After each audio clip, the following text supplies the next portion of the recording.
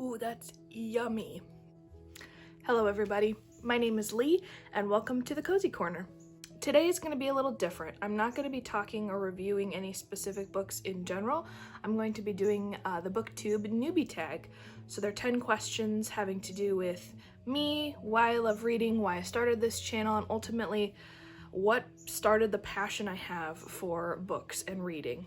So grab a mug of something yummy and settle in for some talk of books. I'm gonna take too many sip breaks during this because that's just delectable. So the first question is, why did you start this BookTube channel? And it's really a twofold reason. As soon as I started watching BookTube, which has really only been about 3 months or so, I immediately knew that it was a place where I needed to be. And I needed to create a space here to share this passion that I have and to be able to talk with other people who love books, who like reviewing books, who like participating in fun challenges. It's just a fun, creative space around something that I am hugely passionate about. And I didn't realize that it was something in me that needed to be shared until I started watching BookTube. And I sort of felt this compulsion or calling to join in the conversation. And the second reason as to why I started this YouTube channel is sort of a longer, deeper reason. Ever since I was little, I loved reading. It consumed a lot of my time, and I had developed the ability to have a book in various rooms of the house so that I could sit down in whatever room I was in, including the bathroom, and pick up a book and just read it. And it never bothered me or challenged me too much to have multiple storylines going on all over the house. I don't know, I just had this sort of almost desire or desperate need to have a book with me at all times. I used to bring it with me when I would go to family meals, at restaurants. I would always have one in the car. I remember very clearly, I think I was a senior in high school or a freshman in college, somewhere in there, and one of the newer Artemis Fowl books came out. And we were going to the state fair to spend the day, and I begged my parents to stop at Barnes & Noble so I could buy it new because it had just come out that day. And I bought it, and I read the entire thing that day. And I don't remember more than maybe 10-ish minutes of being at the state fair because I read that entire book in 12-ish hours, somewhere in there. I finished it that night when I got home. It was a craving to be around books. And then I got to college, and many of my classes had a lot of required reading, and a lot of them were novels. And I think the most I ever read was somewhere between 10 and 15 books for one class in a semester. And it was that way for a lot of classes. And don't get me wrong, I loved it, but I quickly realized that my desire for free reading, as you would call it, was gone. That want to read so much was gone. And I didn't really notice it in college too much because I was reading so much other stuff and I was so busy. And then as soon as I got done with college, it took me almost 2 years to find a want to read other things. I had books that I would read like when I was done with school or like on break or over the summer, but it was never to the caliber that it was when I was younger. And I realized in the middle of this COVID season that I wanted to spend more time rekindling the love I had for some of my hobbies when I was younger that had sort of been muffled or driven away by being an adult, if you will. So I started letter writing again. I started painting with watercolors again. I started drawing and creating, and I started reading. And when I had that massive clear out of my shelves that I mentioned in my last video, it was really what spurred me on to buckle down and say, I need to rekindle this passion I have for reading, because I want to be at that caliber again where I'm reading multiple books at once, where I can crank out 4 or 5 books in a month. I want to be in love with it again like I used to be. And so that was the other reason why I started this channel, was because I needed a space to hold myself accountable to reinstituting something that I love in my life. So I hope you will hold me accountable as well as myself. I want to be able to enjoy it as much as I used to, and I am grateful that I am in a season of my life where I'm able to do that. Sip break. You know when you find a coffee creamer that's almost dangerous? Where you drink maybe 8 cups just to keep drinking it because it tastes so good. Uh-oh. The second car. I have my windows open because it's such a beautiful day today. Everyone's out driving today. So the second question is, what are some fun and unique things that you can bring to BookTube? I really think that there are 3 things that I want to bring to YouTube. So the first is that I've said before in videos that YA fantasy is my genre. It is my heart and soul. I love it a lot, and that will be a good chunk of the books that I read because it's just what draws me, and I have a real connection with that type of book. However, I also really like pushing myself to read books that are outside of my comfort zone or in genres that I wouldn't necessarily spend a lot of time in, but I like doing that. I want to expand my taste in literature and be exposed to new material. And I really want you all to participate in that with me. So I will let you know of new books that are outside of my comfort zone or in a genre that I haven't spent much time in. And the second thing is that I really love learning the history outside of a book. So for instance, right now I'm reading The Count of Monte Cristo, and there's an amazing introduction into who the author Alexandre Dumas is, and then amazing end notes about how this book has been changed so many times over the centuries, and why like the abridged version may read a little better than the original, and so on and so forth. And it also gives such insight into post-revolutionary France and the fall of Napoleon Bonaparte. There's so much in there in real history that impacts how that story was told, and I find that incredibly fascinating. You know that scene in National Treasure when they first discover the bifocal spectacles that Benjamin Franklin invented, and they put them on, there's like those little color flippy things, and you can see changing messages on the map of the back of the Declaration of Independence. I hope you've all seen National Treasure because that's a really weird reference. That's what it feels like when you have that, when I have that information with the book. It just reveals so much more about the story.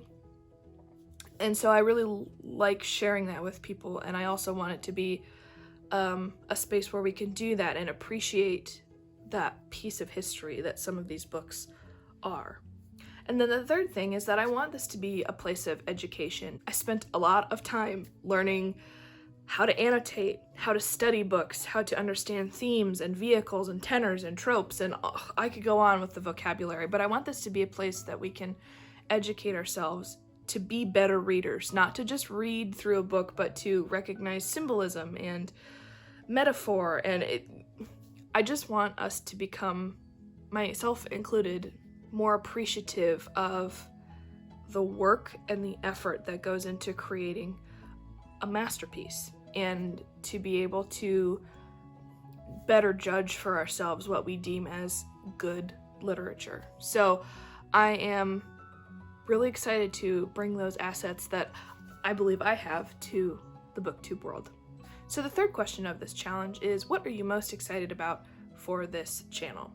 Well, the first thing that I'm really excited about is, like I said, I hadn't known BookTube existed until a few months ago, so I'm looking forward to a lot interacting with people who are like me, who have such an invested interest in reading and exploring and being creative, and I want to spend all my time here. So I'm excited to see what connections come out of this. But the other thing that I'm excited for has to do with why I named my channel what I did, Leigh's Library. I like to curate things. I like to accumulate good quality things, and part of me just wants to share that, to be able to have people take a look at my library shelves and find something they love, that they connect with, that they can take and make a part of their life. A lot of people have asked me over the years for book recommendations, and for a while I was putting those on my social media channels, but I'm more excited to have a larger platform to be able to show you what's coming through my quote-unquote library, because I want this to be a place where you can peruse and decide what you like and weigh in on what you don't like and all the stuff that comes with the regular operations of a YouTube channel, except I want it to be about books. So that's ultimately why I'm excited about starting this channel. Number 4, why do you love reading? Oh, that's so hard. I think the biggest reason is ultimately escapism. And while some therapists might say that's probably a little unhealthy, I think everyone needs a place to escape to that's healthy sometimes. And when I read, I become very absorbed in what I read, and I feel like I'm present in the story. Unless it's not good writing, then I have a harder time doing that. But for the most part, I get really invested, and it's just a nice break, and it turns my brain off, and I can focus on someone else's problems. And to be honest, it's what a lot of people do with TV or Netflix. And I would rather, even as hard as it is for me to admit, and it's going to be a hard habit to break, swap out the amount of time I'm watching something on a screen for reading. That was another bad habit I got into in college, was just turning my brain off and watching something on a screen. And I want to stop doing that and return to the healthier habit of escaping through the written word. I also love reading because I am an avid writer. I write a lot, and one of the better ways that you learn how to write is by reading. Any and all books you can get your hands on, imitating what's in those books, writing good fan fiction, following style, exposing yourself to other people's works so that you can practice. And I found that in college that drove me a lot. Reading other people's writing inspired me to write my own. And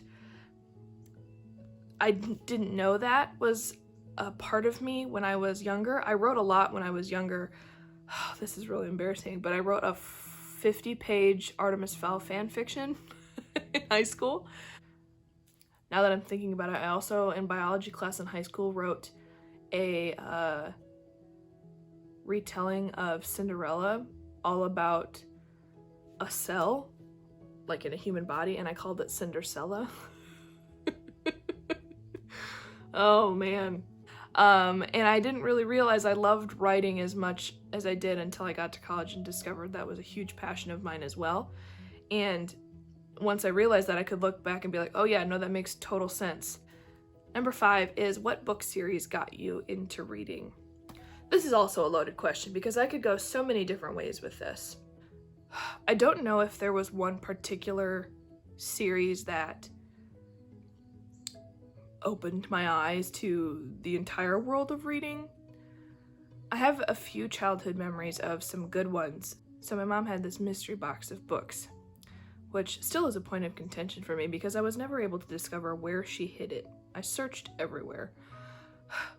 But she read a lot to me and my brother at night, or when we were on car trips, and a lot of them were Junie B. Jones. And I remember that very clearly being a formative part of my childhood. I did a lot of Junie B. Jones chapters for storytelling and speech when I was in high school because, you know, she's my girl. I connected with her a lot. There were a whole bunch of series that she read to me when I was younger that I really, really loved. One of them was The Adventures of Hazel Weston series by Paula Montgomery. There's 4 of them. I loved these because they're about the Pacific Northwest, and my dad grew up there. My grandma lived there for some time before she came to live with my family, and it's a place in the world that I hold very dearly. The day I discovered the Chronicles of Narnia was huge. For Christmas, I once got the full Focus on the Family Radio Theater version of that, and I don't remember much of that Christmas because all I was doing was listening to that. That was so good. Huge obsession with Chronicles of Narnia. I think the moment that got me the most into YA fantasy reading, which didn't really happen until high school, maybe late middle school, early high school. I have this very clear memory when I was little of going to story hour when I was maybe kindergarten, first grade, And my public library at the time would invite people from the community, adults from the community, to come and read to the kids during story hour. And there was a lady, and I distinctly remember her voice because she was an avid smoker, so it was very husky and deep. And I can remember exactly the sentences that she was reading. Holly Short was lying in bed, silently fuming. Nothing unusual about this. Leprechauns in general were not known for their geniality. She was reading Artemis Fowl, and I don't know why that memory is so clearly imprinted in my head. Something about it stuck with me, and then I forgot about it until I think late middle school, when I discovered that my library had the audiobooks narrated by Nathaniel Parker, who is really great, awesome British actor. And he told these stories, and all of a sudden a light switch went on in my brain, and I could not get enough. It was like flash paper. Immediately, that's all I wanted to read. It's why I got into the Tiger's Curse series. It's why I loved Harry Potter. It's why I loved John Flanagan, Redwall. So much of this YA fantasy consumed me, and all from this one little moment of story hour at a public library was really what planted the seed. So it's like asking me if I have a favorite child. I don't have children, but that's what they feel like, book series. I have too many of them that I love and that were such formative parts of my childhood that I can't pick just one. Number 6, what questions would you ask your favorite booktubers? I guess I would probably ask, I feel like everyone asks this question, but how do you balance work and doing booktube? I don't know if booktube is their actual full-time job or if they have other jobs that they do, but I feel like running a YouTube channel and social media is going to be a big undertaking, so I guess I would just ask time management questions. How do you balance both? But then the other question I would like to ask is, what opportunities have come from being a part of booktube? What doors have been opened for you? What connections have you made? How has your life improved since starting booktube? Angry Crow. And number 7, what challenges will be the hardest with booktube? Like I said, I have 2 other jobs that I work, and I also teach piano lessons, and my time is limited. It's much better. One of the benefits of COVID is that programming for a few of my jobs has significantly decreased, but it's still a lot to keep on top of, and I want to make sure that I don't neglect my other work in favor of doing this, because I do have a bad habit sometimes of letting the stuff that I enjoy consume the rest of my life. So I think having a healthy balance of knowing when to film and not to film, when to turn off this part of my brain so that I can focus on other work, I think that will be the hardest. I'm also worried about the adjustment of reading multiple books. I think I set myself challenges, but I also am a little intimidated because I want to do a good job and honor that part of myself that used to really love reading a lot. So I'm worried that I'm not going to be able to meet those goals that I set for myself, but I'm going to do my darndest. I'm also going to try to give myself grace. I am an adult and I have adult responsibilities, and those have to take first priority, and sometimes that involves putting away the things that I would rather be doing in favor of the things that I should be doing. So we'll see how that balance goes. Question number 8, when did you start reading? Honestly, I don't even remember. I was pretty young. I didn't go to preschool because I had a pretty good grasp on the rudimentary skills that you're taught in preschool, reading, alphabet, numbers. Like, I had that before I went to kindergarten. I remember I would spend a lot of free time in kindergarten reading. My teacher had like this old 70s burnt orange velvet couch next to some bookshelves, and I had several books that I used to read a lot, like Bad Case of the Stripes, Mouse Mess, Pigs Aplenty, Pigs Galore. I just loved them. Good illustration, good way to keep a kid hooked. Since I was very little, I have loved reading, and it's always stuck with me, so I've been very grateful for that. Number 9, where do you read?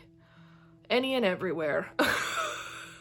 My favorite place to read is here in the cozy corner on my recliner, which you are currently sitting on. I love reading in big squishy chairs where I can curl up and get comfortable.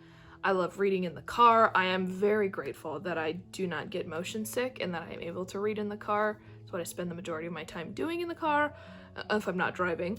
Really, I have come to learn that I need to put a book in my purse wherever I go, so that if I ever land somewhere where I have to wait, doctor's offices, waiting in the doctor's office, I do a lot of reading there.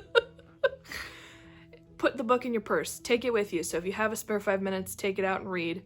The best thing that's ever happened to me is I've had several conversations with someone who's like, we don't see a lot of people reading, what are you reading? Or people are like, oh, I love that book, and having a book with you just inspires, surprisingly, a lot of conversation with people. Good way to make new friends. So Cozy Corner probably is my top place because it's quiet and it's my cultivated safe space, but honestly, anywhere. I love reading outside if it's good weather. Yeah, I could go on and on. And number 10. Oh, did you hear that? Both my elbows just popped. Whoa! Ow. And question number 10. What kinds of books do you read? I've said it before, I'll say it again. YA fantasy. Honestly, it's half of what's on my bookshelves. What else do I like reading? I love historical fiction. My mom's side of the family really, really loves reading that kind of thing. My grandpa loves reading biographies and autobiographies about historical people and periods of time in history. I loved the Dear America books growing up. I even read a few of the Dear Canada ones, which were also good. But historical fiction is a big one. Love treasure hunting, action adventure kind of things. That's why I made that really weird National Treasure reference. Surprisingly, I've never seen any of the Indiana Jones movies. That's something I'm gonna have to correct. What else do I love? I love reading classic retellings. So like Wicked, Heartless is really good. Queen of Hearts retelling, I really like that, where it's a different perspective on a story. What else? I've got quite a few poetry books on my shelf. Love reading plays. I have a few autobiographies. They gotta be good. I gotta be interested in the person to read them, but I've got a few on my shelves. Surprisingly, I really love cookbooks. I like looking at and reading cookbooks, especially if they're from a book series. What else? Love a good mystery. I've got a few one-offs that I really like. I read Paradise Lost in college. That was really good. Love Dante's Inferno. Love the Odyssey. I've yet to read the Iliad. That's on my to-read list. There's, some of them I know are specific books that are in a genre, and that's the part that I want to expand more on, of not just reading the one-off, but exploring what else is in that area. But I'm pretty easy to please. If you get me a fantasy book, I'm gonna love you a lot, so. That's the BookTube Newbie Tag. Thank you for listening to me ramble for 10 questions. If you have any more questions that you want to know about me, about books, whatever, comment them down below and we can have a nice conversation. Thank you for coming back to the Cozy Corner. I appreciate all of you who have readily supported me as I've started this new adventure. I can't wait to see what's on the next page.